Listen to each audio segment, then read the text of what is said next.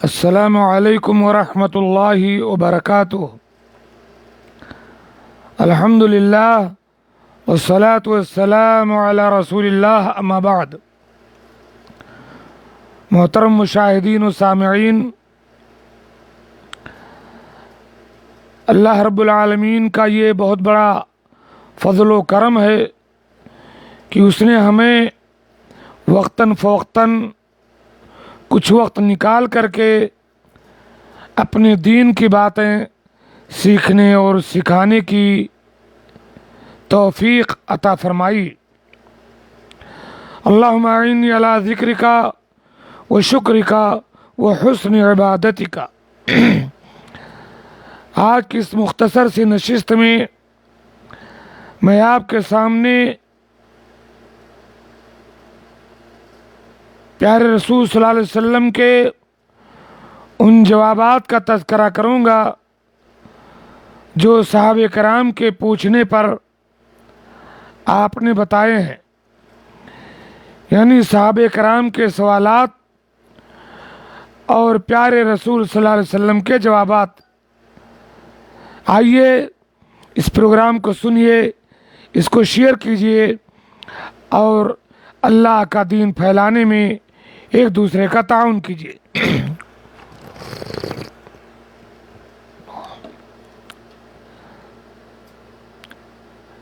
ترمذی کی حدیث ہے جسے علامہ البانی نے حسن کہا۔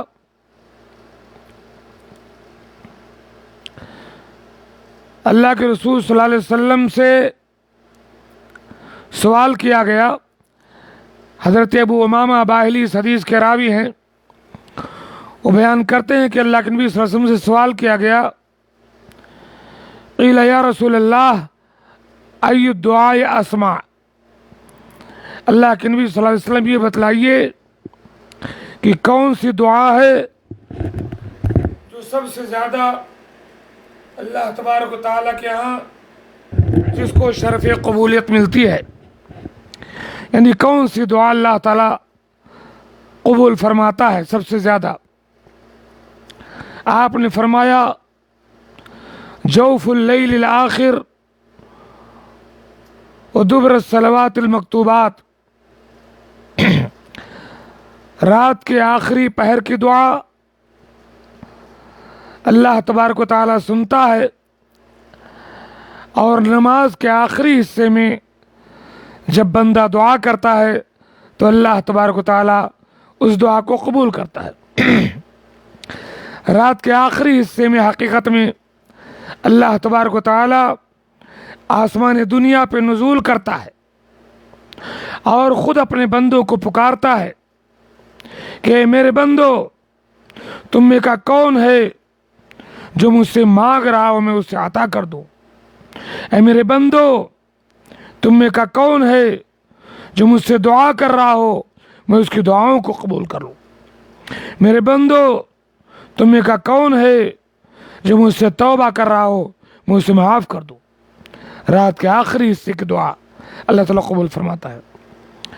اور فرض نماز کے آخری حصے میں تشہد کے بعد سلام پھیرنے سے پہلے جو دعائیں ہم کرتے ہیں وہ بھی قبولیت کا وقت ہے، قبولیت کا مقام ہے۔ ان دعاؤں کو اللہ تعالیٰ بہت زیادہ قبول کرتا ہے۔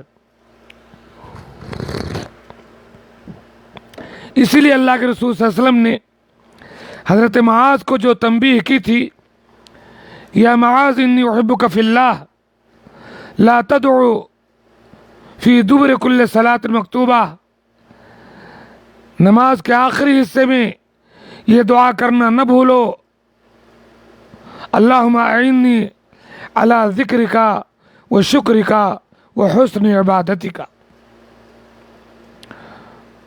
تو رات کے آخری حصے میں اور نمازوں کے آخری حصے کی دعا بہت زیادہ قبول کی جاتی ہے۔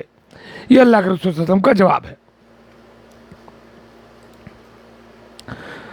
دوسرا سوال اور آج کی دوسری حدیث صحیح الترغیب کی حدیث ہے جسے شیخ البانی نے حسن کہا، اللہ کے رسول صلی اللہ علیہ وسلم سے سوالات کے سلسلے میں پیارے نبی صلی اللہ علیہ وسلم نے فرمایا، اسوأ الناس سرقۃ الذی یسرق صلاتہ، لوگوں میں سب سے برا چور وہ ہے جو اپنی نمازوں کو چراتا ہے، نماز میں چوری کرتا ہے۔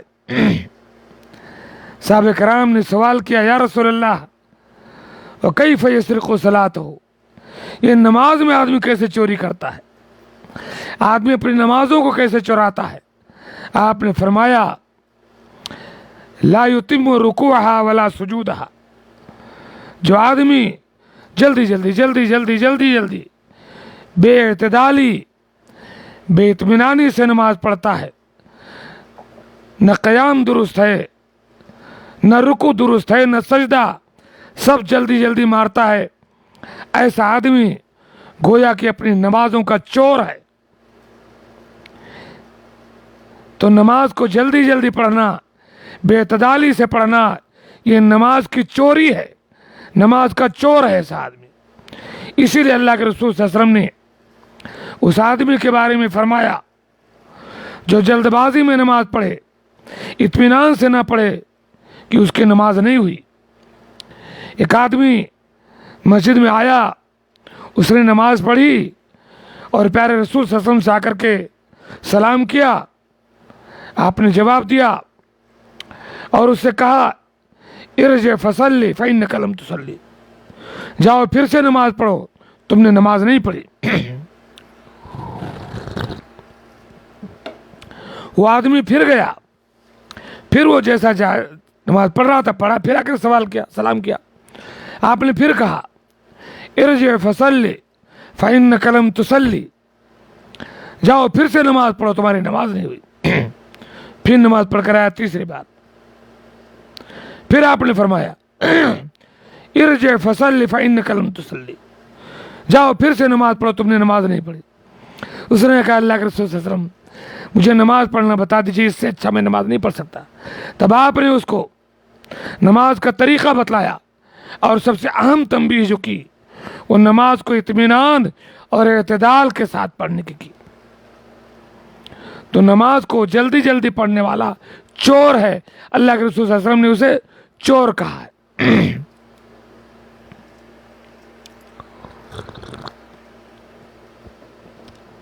آج کا تیسرا سوال اور تیسری حدیث ترمذی کی حسن حدیث ہے، جسے علامہ البانی نے حسن صحیح کہا ہے۔ حضرت سعد بن ابی وقاص بیان کرتے ہیں کہ میں نے رسول اللہ صلی اللہ علیہ وسلم سے سوال کیا، ای الناس اشد بلاء، اے اللہ کے رسول صلی اللہ علیہ وسلم سب سے زیادہ آزمائش کن لوگوں کی ہوتی ہے، سب سے بڑا امتحان کس کا ہوتا ہے؟ پیارے آقا صلی اللہ علیہ وسلم نے فرمایا، الانبیاء، سب سے بڑی مشکل انبیاء پر آتی ہے اللہ کی طرف سے، سب سے بڑا امتحان اللہ کی طرف سے انبیاء کرام کا ہوتا ہے، سب سے بڑی مصیبت اللہ تعالیٰ انبیاء کرام پر ڈالتا ہے۔ ثم الامثل فالامثل، پھر جو اس کے نیچے ہوتے پھر اس کے نیچے۔ فیبتلی الرجل علی حسب دینہ، جس قدر آدمی کا دین مضبوط ہوگا اتنا ہی زیادہ اس کا امتحان لیا جائے گا، جتنا کمزور دین ہوگا اتنا کم امتحان ہوگا آپ کا۔ کیوں؟ امتحان عاشق کا ہوتا ہے، منافق کا نہیں۔ اللہ کے نبی صلی اللہ علیہ وسلم نے فرمایا، ان کان فی دینہ صلبا اشتد بلاؤہ، اگر اس کا دین بہت پختہ ہے تو اس پر مصیبت بھی بہت زیادہ آتی ہے اللہ کی طرف سے، کہ اسے جنت دینا ہوتا ہے نا۔ وَإِنْ كَانَ فِي دِينِهِ رِقًّا، اور اگر دین کمزور ہوتا ہے، ابتلی حسب دینہ، تو کم آزمائش آتی ہے۔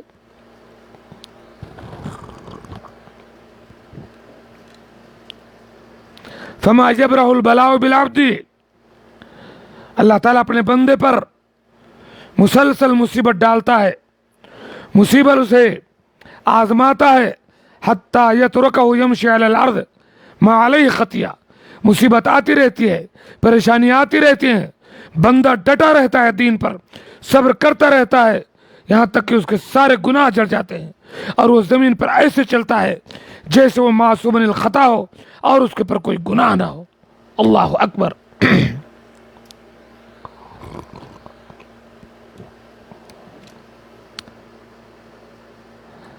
आज का चौथा सवाल और चौथी हदीस सही मुस्लिम की है। अल्लाह के रसूल सल्लल्लाहु अलैहि वसल्लम से सवाल जवाब के सिलसिले में प्यारे आका सल्लल्लाहु अलैहि वसल्लम ने एक बार फरमाया, सलासतुन ला युकल्लिमुहुमुल्लाहु यौमल क़ियामा। हमारे जो भाई देख रहे हो ज़रा सा शेयर कर दें, इस मेरी नई आईडी पर बहुत कम लोग जुड़े हुए हैं, जोड़ने की कोशिश करें, अल्लाह आपको जज़ाए खैर दे। अल्लाह के नबी सल्लल्लाहु अलैहि वसल्लम ने फरमाया, 3 लोग ऐसे हैं जिनसे अल्लाह ताला क़यामत के दिन बात नहीं करेगा, वला यंजुरु इलैहिम, उनकी तरफ देखेगा भी नहीं, वला युज़क्कीहिम, और न उन्हें पाक करेगा। दाएं हाथ से पी रहा हूं मैं। रिजवान साहब, ये सेल्फी में दायां बायां दिखता है, ये मेरा दाहिना हाथ है, ये बायां है। सेल्फी में दायां बायां उल्टा दिखता है, आप आजमा ले, कई बार मैं इसकी वजाहत कर चुका हूँ रिजवान साहब, अल्लाह आपको जज़ाए खैर दे। ठीक है, ये मेरा दायां है और मैंने पीना छोड़ दिया था चाय, क्योंकि सेल्फी में दायां बायां दिखता है, लोग बदतन होते हैं। गले की खराबी की वजह से मैं मजबूर हूँ, वरना चाय भी नहीं पीता। आप ये जान लें कि सब सेल्फी लेते हैं, वीडियो बनाते हैं तो दायां बायां दिखाता है, तो माजरत के साथ मैं वजाहत कर रहा हूँ कि मैं दाएं हाथ से पी रहा हूँ।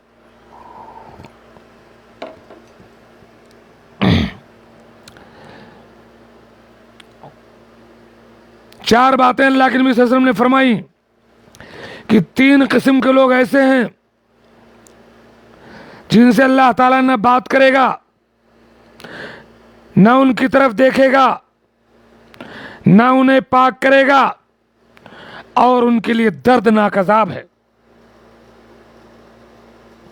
3 बार अल्लाह के नबी सल्लल्लाहु अलैहि वसल्लम ने यह बात फरमाई। बात ताज्जुब की थी, बात धमकी की थी। हजरत अबू ज़र ने सवाल कर लिया, खाबू व खसरू मन हुम या रसूलल्लाह, अल्लाह के नबी ये नाकाम हूँ, घाटे में पड़े ये लोग, ये कौन है जिनसे अल्लाह न बात करेगा, न उनकी तरफ देखेगा, न उन्हें पाक करेगा और उन्हें दर्दनाक अजाब देगा, कौन लोग हैं? आपने फरमाया, अल मुस्बिल, अपने कपड़ों को लटका के घसीट के चलने वाला, टखनों से नीचे, चाहे तोप हो, चाहे पैजामा हो, चाहे चादर हो, चाहे मैक्सी हो, मैक्सी नहीं, ये तो औरतों के लिए, चाहे लुंगी हो, चाहे पैंट हो, कोई भी चीज़ टखनों से नीचे जो पहना जाता है उसे इसबाल कहते हैं। तो पहला शख्स जिससे अल्लाह ताला क़यामत के दिन न बात करेगा, न उसकी तरफ देखेगा, न उसे पाक करेगा, उसके लिए दर्दनाक अज़ाब है, अपने कपड़ों को लटका करके चलने वाला। सोच लें। और दूसरा फरमाया, वल मन्नान, एहसान करके उसको जताने वाला, जलील करने वाला, धौंस जमाने वाला।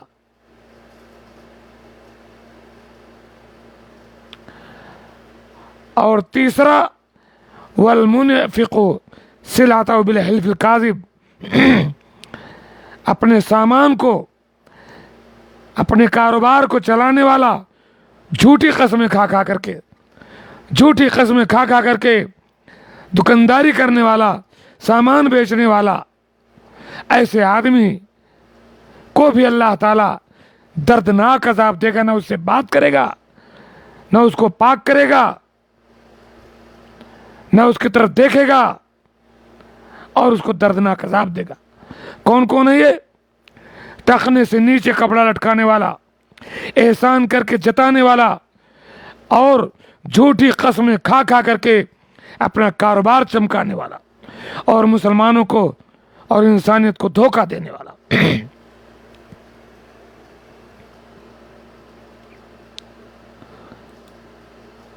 آج کا 5واں سوال، 5ویں حدیث،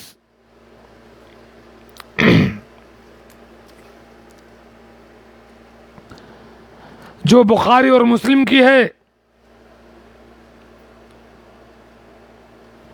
اللہ کے رسول صلی اللہ علیہ وسلم کے جوابات کے سلسلے میں حضرت ابو ہریرہ رضی اللہ تعالی عنہ بیان فرماتے ہیں کہ جاء رجل الی رسول اللہ صلی اللہ علیہ وسلم، ایک آدمی اللہ کے نبی صلی اللہ علیہ وسلم کے پاس آیا اور کہا یا رسول اللہ، من احق الناس بحسن صحابتی، میرے اچھے سلوک کا، میری اچھی صحبت کا، میرے اچھے معاملے کا سب سے بڑا حقدار لوگوں میں کون ہے؟ کس سے میں اچھا سلوک کروں؟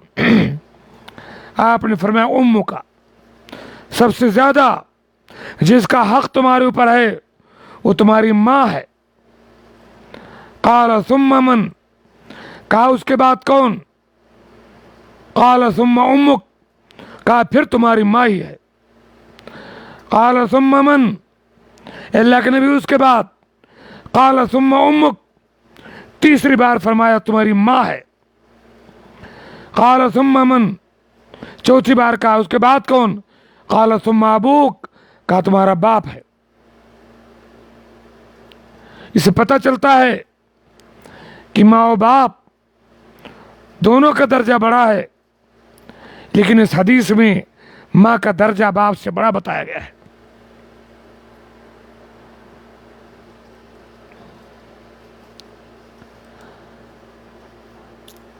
آج کا 6واں سوال اور 6ٹھی حدیث، پیارے رسول صلی اللہ علیہ وسلم سے سوالات کے سلسلے میں ابن ماجہ کی صحیح حدیث ہے۔ اللہ کے رسول صلی اللہ علیہ وسلم نے ایک بار فرمایا ان للہ اہلین من الناس، لوگوں میں سے کچھ لوگ اللہ والے ہیں۔ صرف 2 لوگ دکھائی دے رہے ہیں دیکھنے والے، اگر اور لوگوں کو جوڑ دیتے تو مہربانی۔ لوگوں میں کچھ لوگ اللہ والے ہیں۔ صحابہ کرام نے سوال کیا من ہم یا رسول اللہ، اے اللہ کے رسول یہ اللہ والے کون ہیں؟ اللہ والے کون ہیں؟ آپ نے فرمایا ہم اہل القرآن، یہ قرآن والے ہیں۔ اہل اللہ و خاصتہ، جو قرآن پڑھتے ہیں، جو قرآن پڑھاتے ہیں، جو قرآن کی محفلیں جماتے ہیں، جو قرآن کا حلقہ لگاتے ہیں، جو قرآن کو حفظ کرتے ہیں، جو قرآن سیکھتے ہیں، جو قرآن سکھاتے ہیں، یہ اللہ والے ہیں اور اللہ کے خاص بندے ہیں۔ اس لیے کہ اللہ کے نبی صلی اللہ علیہ وسلم نے فرمایا خیرکم من تعلم القرآن وعلمہ، تم میں کا بہترین وہ ہے جو قرآن سیکھے اور سکھائے۔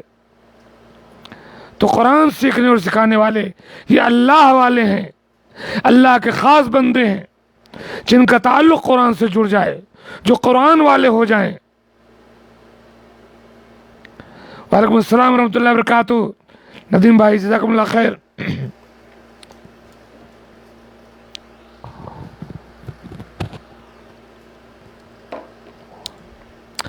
آج کا 7واں سوال، پیارے رسول صلی اللہ علیہ وسلم سے کیا گیا 7واں سوال، جو صحیح مسلم کی حدیث ہے۔ اللہ کے نبی صلی اللہ علیہ وسلم سے حضرت عبداللہ بن مسعود پوچھتے ہیں کہ یا رسول اللہ ای الذنب اعظم، سب سے بھاری گناہ، سب سے بڑا گناہ کون سا ہے؟ سب سے بڑا گناہ کون سا ہے؟ اللہ کے نبی صلی اللہ علیہ وسلم نے فرمایا ان تجعل للہ ندا وهو خلقک، سب سے بھاری گناہ، سب سے بڑا گناہ یہ ہے کہ تم اللہ کے ساتھ کسی کو شریک کرو، اللہ کا ہم پلہ کسی کو مانو، اللہ کا حق کسی اور کو دے دو، اللہ کے ساتھ شرک کرو، حالانکہ اللہ نے تم کو پیدا کیا۔ تو سب سے بھاری گناہ اللہ کے ساتھ شرک کرنا ہے۔ قلت ثم ایو، عبداللہ بن مسعود نے دوسرا سوال کیا، اے اللہ کے رسول صلی اللہ علیہ وسلم، شرک کے بعد دوسرا سب سے بڑا گناہ کون سا ہے؟ آپ نے فرمایا ان تقتل ولدک من اجل ان یطعم معک، روزی روٹی کے ڈر سے، فقر و فاقہ کے ڈر سے اپنی اولاد کو قتل کر دو، ماں کے پیٹ میں مار دو، بچہ گروا دو، یہ شرک کے بعد دوسرا سب سے بڑا گناہ ہے۔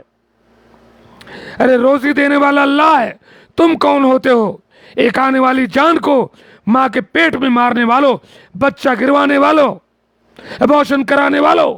روزی تم دیتے ہو کہ روزی اللہ دیتا ہے؟ حرام ہے، یہ شرک کے بعد سب سے بڑا جرم ہے، بچوں کو ماں کے پیٹ میں مارنا، پھنس جاؤ گے قیامت کے دن۔ پیارے رسول صلی اللہ علیہ وسلم نے فرمایا شرک کے بعد سب سے بڑا گناہ اپنی اولاد کو قتل کرنا ہے۔ قلت ثم ایو، عبداللہ بن مسعود کہتے ہیں میں نے سوال کیا کہ اس کے بعد کون سا گناہ سب سے بڑا ہے؟ فرمایا ان تزانی حلیلۃ جارک، اپنی پڑوس کی عورت سے زنا کرو۔ زنا کرنا تو ایسی بڑا جرم ہے، اور پڑوس کی عورت کے ساتھ زنا کرنا سب سے بڑا جرم ہے۔ پڑوسی آپ پر اعتماد کرتا ہے، آپ کا آنا جانا ہوتا ہے، وہاں آپ سے قریب ہوتا ہے، آپ کی نظر پڑتی ہے، آپ کی دیکھ ریکھ میں ہوتا ہے، اس کے بعد آپ وشواس گھات کریں، دھوکہ دیں اپنے پڑوسی کو، اس کی بیوی کے ساتھ زنا کریں، یہ سب سے بڑا جرم ہے۔ ایک حدیث میں آپ نے فرمایا کہ پڑوسی کی بیوی کے ساتھ زنا کرنا 10 عورتوں کے ساتھ زنا سے بھی بڑھ کر کے ہے۔ کیا بات ہے، کہاں جی رہے ہیں ہم لوگ؟ معاشرہ کہاں جا رہا ہے؟ بے حیائی اور بے پردگی کی وجہ سے زناکاری کس حد تک عام ہو گئی ہے۔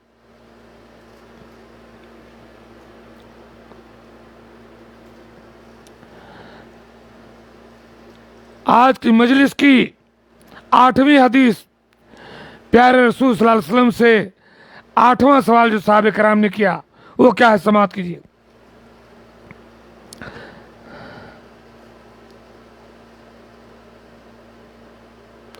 صحیح مسلم کی حدیث ہے،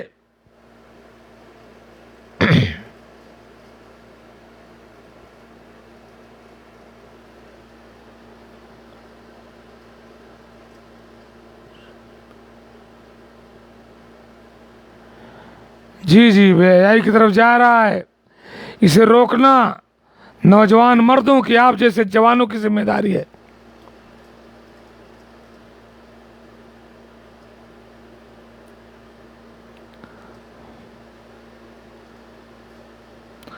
جوانوں درس و عبرت سیکھ لو تم غار والوں سے، جوانی کیسے گزرے سیکھ لو اللہ والوں سے۔ اور جوانی خواب کی سی بات ہے اس زندگانی میں، مگر یہ بات کس کو یاد رہتی ہے جوانی میں؟ ٹھہر جاتا ہے چلتے چلتے یوں افسانے ہستی، کہ جیسے کہتے کہتے بھول پڑ جائے کہانی میں۔ اور نشہ ایمان ہوتا ہے، سراہی دین ہوتی ہے، جوانی کی عبادت بھی بڑی رنگین ہوتی ہے۔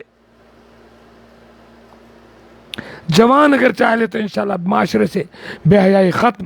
بہرحال 8واں سوال، صحیح مسلم کی حدیث، اللہ کے نبی صلی اللہ علیہ وسلم نے سوال کیا، اللہ کے نبی نے فرمایا رغم انفہ ثم رغم انفہ ثم رغم انفہ، اس کی ناک رگڑ جائے، اس کی ناک رگڑ جائے، پھر ناک رگڑ جائے، وہ شخص ذلیل و خوار ہو جائے۔ صحابہ کرام نے سوال کیا من یا رسول اللہ، یہ کون ہے جس کی ناک رگڑ جائے؟ آپ بد دعا دے رہے ہیں، ذلیل و خوار ہو جائے، کون آدمی ہے یہ؟ سوال ہے کون آدمی ذلیل ہو کہ اس کی ناک رگڑ جائے؟ پیارے رسول صلی اللہ علیہ وسلم کا جواب سنیے، ذلیل کون ہے، رسوا کون ہے اس دنیا میں؟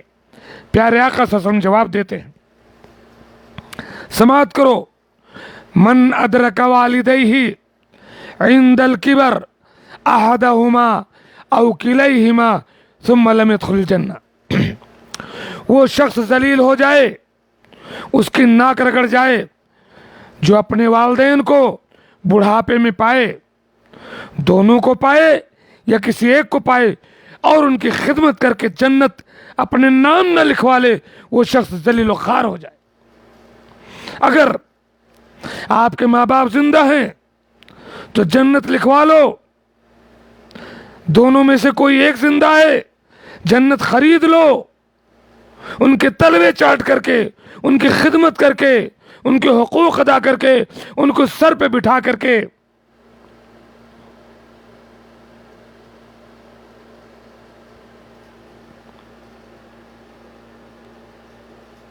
وبالوالدین احسانا، اللہ کے حق کے بعد والدین کا دوسرا حق ہے۔ ماں باپ اس جہاں میں سب سے بڑی ہے دولت، سچ پوچھئے تو یہ ہیں دونوں خدا کی رحمت، اللہ کی رحمت ہے یہ۔ ان کا سایہ جب سے سر سے ہٹ جاتا ہے تو سمجھ میں آتا ہے کہ ماں باپ کی قیمت کیا ہے۔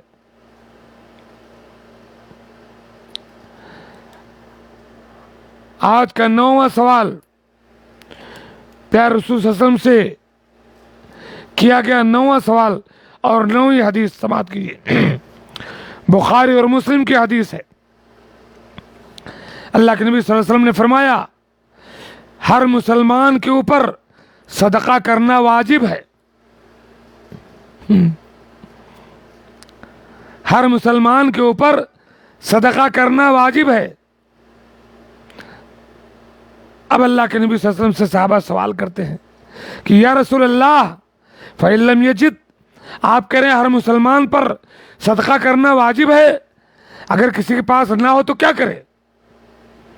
آپ نے فرمایا کیوں نہیں، یعمل بیدیہ فینفع نفسہ ویتصدق، کاہل ہو کر بیٹھے نہیں، سست ہو کر بیٹھو نہیں، اپنے ہاتھ سے کمائی کرو، اپنے آپ کو فائدہ پہنچاؤ، اللہ کے کمزور بندوں کو صدقہ کرو۔ قالوا فإن لم يستطع، صحابہ نے سوال کیا کہ اگر نہ طاقت ہو اللہ کے رسول، اتنا اس کے پاس نہ ہو، کھانے بھر کا ہے، صدقہ بھر کا نہیں تو کیا کرے؟ آپ نے فرمایا فَيُعِينُ ذَا الْحَاجَةِ الْمَلْهُوفِ، کسی پریشان حال کی، کسی پریشانی میں کام آ جاؤ، اس کی کوئی مدد کر دو، اپنی طاقت سے، اپنے وقت سے، اپنے ذہن و دماغ سے چل پھر کر کے کسی کے کام آ جاؤ، صدقہ نہ کر سکو تو۔ قالوا فإن لم يفعل، اگر آدمی اس قابل بھی نہ ہو کہ کسی کے کوئی کام آئے تو کیسے صدقہ کرے؟ وعلیکم السلام ورحمۃ اللہ وبرکاتہ راجہ صاحب۔ اگر آدمی کمزور ہے، دوسرے کے کام بھی نہیں آ سکتا تو کیسے صدقہ کرے؟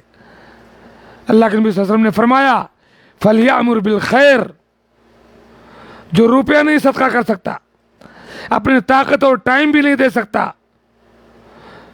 تو بھلائی کا حکم دے لوگوں کو، جو بھی اچھی بات اسے پتا ہے شریعت کی، اسے اس کا حکم دے، او قال بالمعروف، یا اچھی اچھی باتیں کرے۔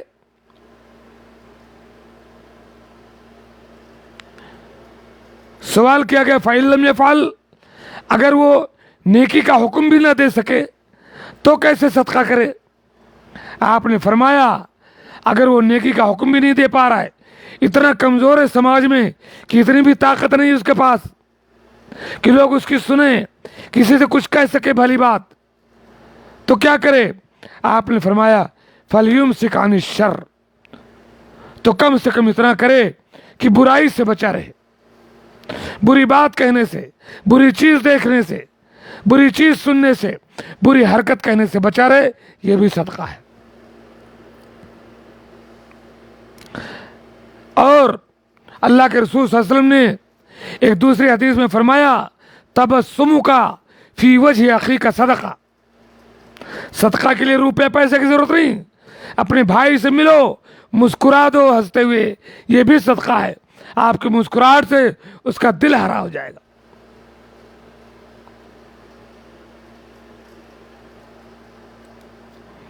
آج کا 10واں سوال، 10ویں حدیث صحیح بخاری کی ہے۔ حضرت ابو قتادہ بیان کرتے ہیں کہ اللہ کے رسول صلی اللہ علیہ وسلم کا گزر،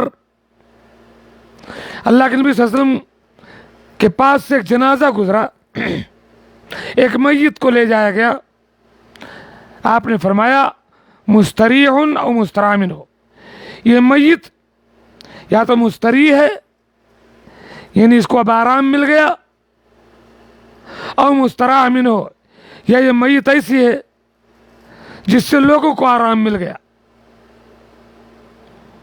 اب صحابہ کرام نے سوال کیا کہ اللہ کے رسول صلی اللہ علیہ وسلم یہ مستریح کون ہے، یہ مستراح منہ کیا چیز ہے؟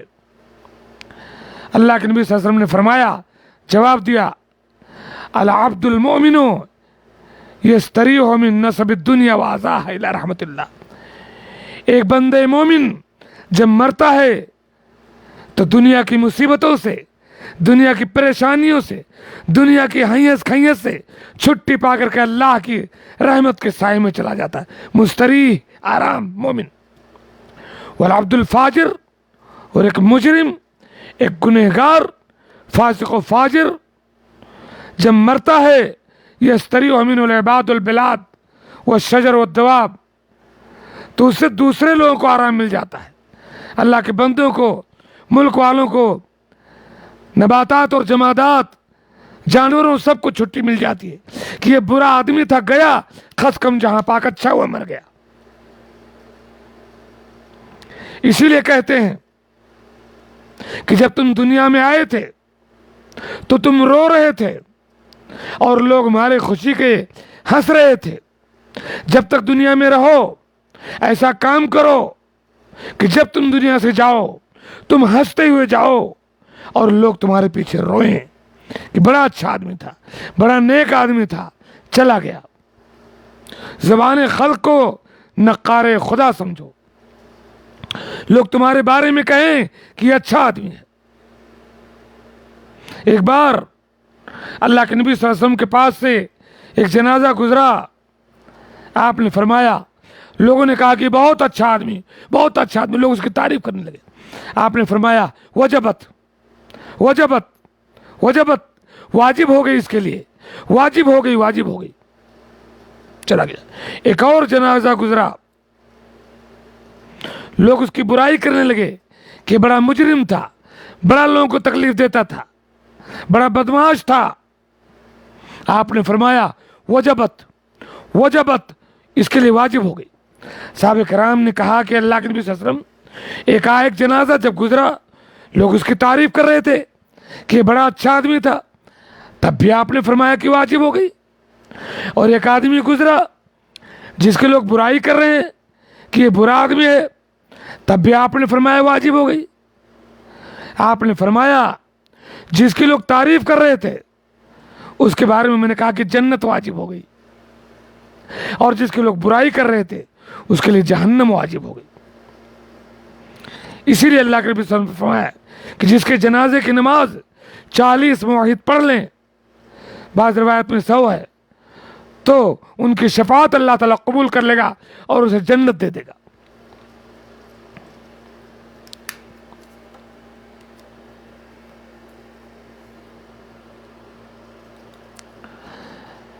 آج کا 11واں سوال، 11ویں حدیث صحیح بخاری اور مسلم کی ہے۔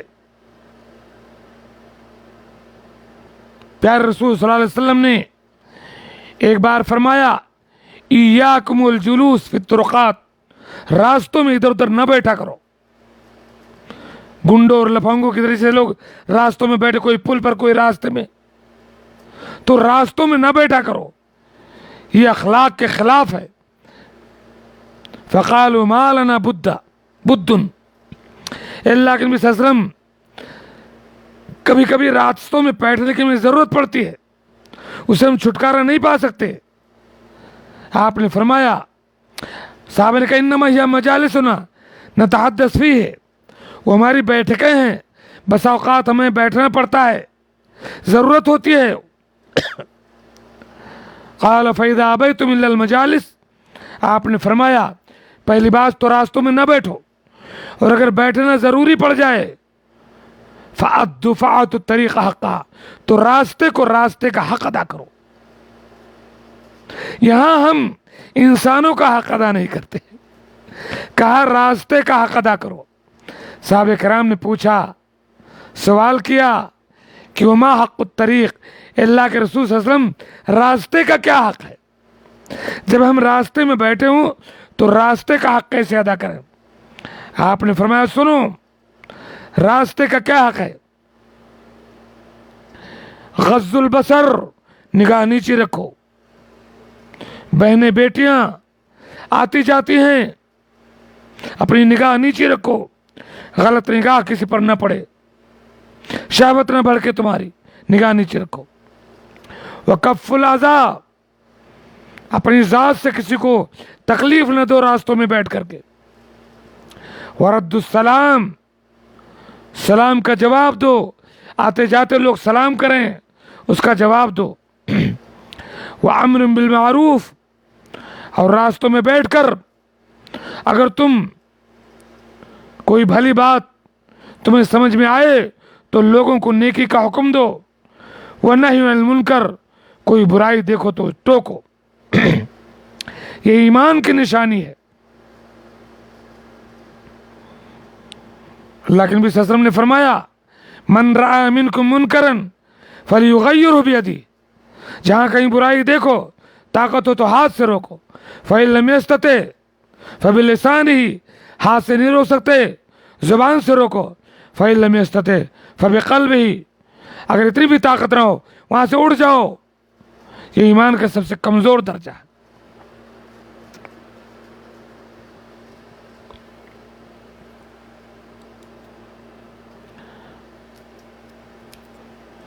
بارہواں سوال آج کا،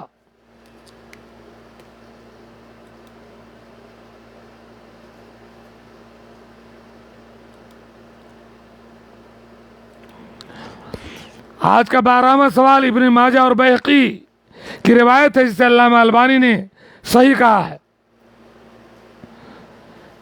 حضرت عبداللہ ابن عمر رضی اللہ تعالیٰ عنہ بیان کرتے ہیں کہ اللہ کے نبی صلی اللہ علیہ وسلم سے سوال کیا گیا،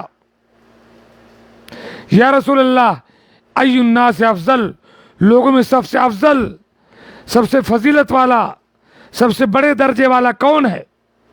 آپ نے فرمایا، کلو مخموم القلب صدوق اللسان، کلو، ہر وہ آدمی جو مخموم القلب ہو، پاکیزہ، صاف ستھرا، جرم سے پاک، نہ سرکشی، نہ دھوکہ، نہ حسد، نہ غبار، جس کا دل پاک اور صاف ہو، وہ ہے مخموم القلب، سب سے افضل آدمی، وہ صدوق اللسان، اور سچ بولنے والا، سچ بولنے والا، جھوٹی بات نہ کرے، منافقت نہ کرے، اور مخموم القلب، جس کا دل صاف ہو، نہ دھوکہ، نہ حسد، نہ غبار۔ کیسا بھی ہو گلے سے لگا لوں گا میں اسے، لیکن یہ شرط ہے کہ وہ دل کا برا نہ ہو۔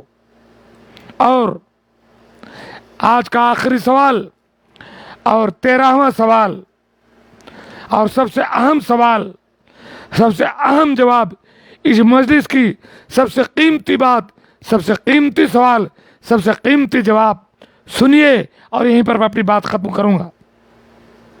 صحیح بخاری کی حدیث ہے، حضرت ابو ہریرہ بیان کرتے ہیں، قلت یا رسول اللہ، اے اللہ کے نبی صلی اللہ علیہ وسلم، من اسعد الناس بشفاعتک یوم القیامہ، قیامت کے دن آپ کی شفاعت کا کون خوشبخت سب سے بڑا مستحق ہے؟ کون سعادت مند ہے جسے قیامت کے دن آپ کی شفاعت نصیب ہوگی؟ آپ نے فرمایا، لقد ظننت یا ابا ہریرہ اللہ یسألنی عن ھذا الحدیث احد اول منک، ابو ہریرہ مجھے پتا تھا کہ اس مسئلے کے بارے میں تم سے پہلے کوئی سوال نہیں کرے گا، لما رأیت من حریصک علی الحدیث، کیونکہ میں دیکھ رہا ہوں تم بہت حریص ہو، تم کو بہت شوق ہے حدیثیں سیکھنے کا۔ مجھے پتا تھا کہ یہ قیمتی سوال تم ہی کرو گے، قیامت کے دن پیارے نبی صلی اللہ علیہ وسلم کی شفاعت کا کون خوشبخت سب سے زیادہ مستحق ہے؟ جواب سماعت کیجئے۔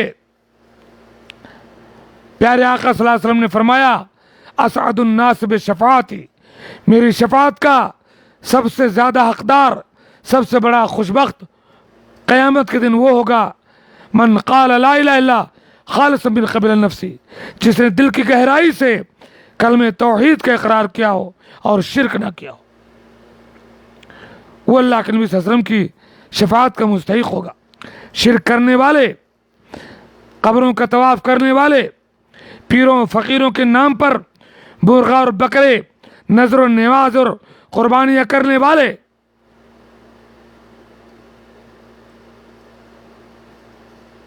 پیارے نبی صلی اللہ علیہ وسلم کے طریقے کو چھوڑ کر کے دوسرے طریقوں سے شفاعت ڈھونڈنے والے، یہ لوگ قیامت کے دن پیارے آقا صلی اللہ علیہ وسلم کی شفاعت کے مستحق نہیں ہوں گے، دھتکار دیے جائیں گے۔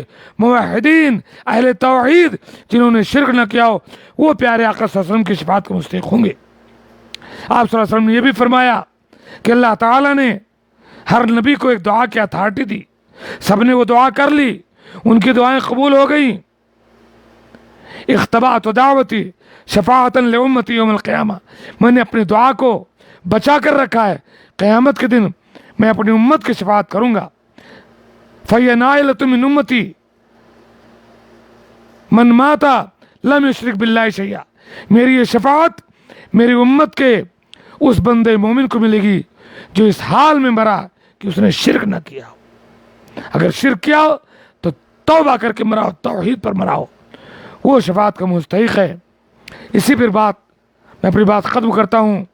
اللہ تعالیٰ سے دعا کرتا ہوں کہ اللہ تعالیٰ ہمیں دین سیکھنے اور سکھانے کی توفیق دے، اور مرتے دم تک ہمیں توحید اور سنت رسول صلی اللہ علیہ وسلم پر قائم رکھے۔ آمین۔ السلام علیکم ورحمۃ اللہ وبرکاتہ۔